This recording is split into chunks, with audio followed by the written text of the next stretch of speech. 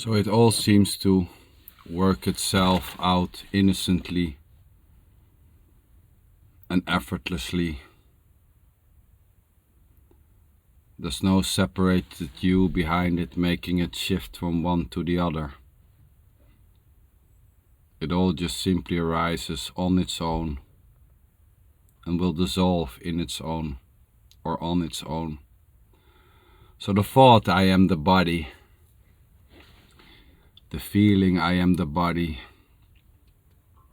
the belief I am the body, or the opposite, simply arises innocently, effortlessly, as is the taking one to be the absolute truth compared to the other. So this thought I am this body just simply arises, and it simply collapses on its own. Likewise, the belief, there is just this, the thought, the claiming, the suggesting that this is all there is. Or the opposite, the belief that there's more, something else, something wider, something more profound, something which you really are behind all of this. That belief, that idea, or that feeling is as innocently arising as whatever else, and it will work itself out.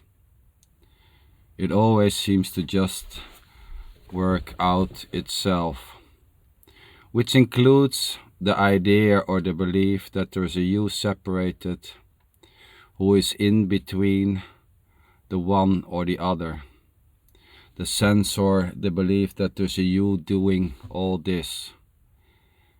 The sense that you are the big doer of life, that you have a life to manage.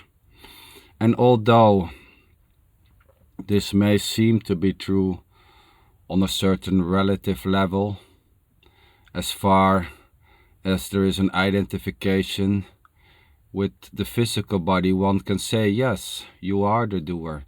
When that so-called belief or feeling is playing, I am this body, out of that belief, yes, the sense of doership may arise. The belief, I am the doer because I'm this body and I'm talking now, may arise. And there's nothing wrong, but that even that sense of doership has no continuity,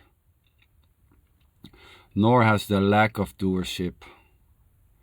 It has no continuity either. It's just simply what seems to be happening as far as thoughts are on, as far as judgment or assumptions and conclusions are on, as far as this innocent dance of non-duality is playing, there seems to be one or the other. And when this so-called is seen through, and I know this may be misleading because there's no separated you to see through anything else.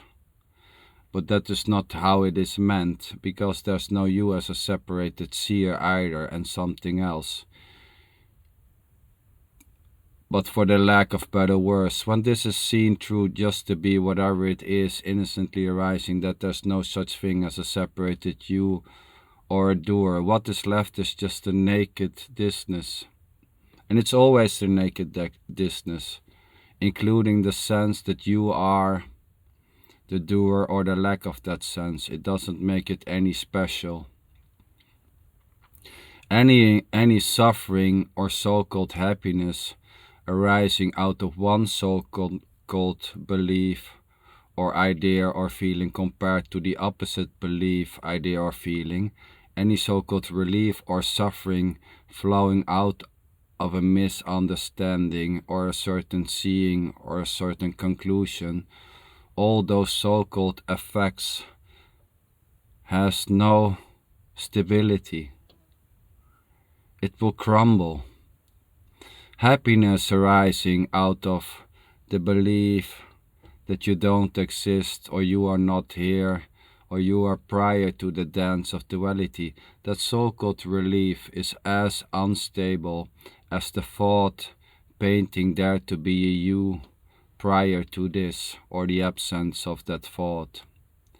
Likewise, the suffering flowing out of the belief, the sense I am this body, and that's why I'm separate from the world, from life, from the universe. That so-called suffering flowing out of that so-called belief thought has no continuity either. Both suffering and happiness flowing out of beliefs, out of thoughts, out of conclusions are unstable. They are bound to go on their own, as their own. They just simply rise innocently, effortlessly. I would say there's no stability in this innocent dance of separation, as it has no continuity. It's just simply coming and going.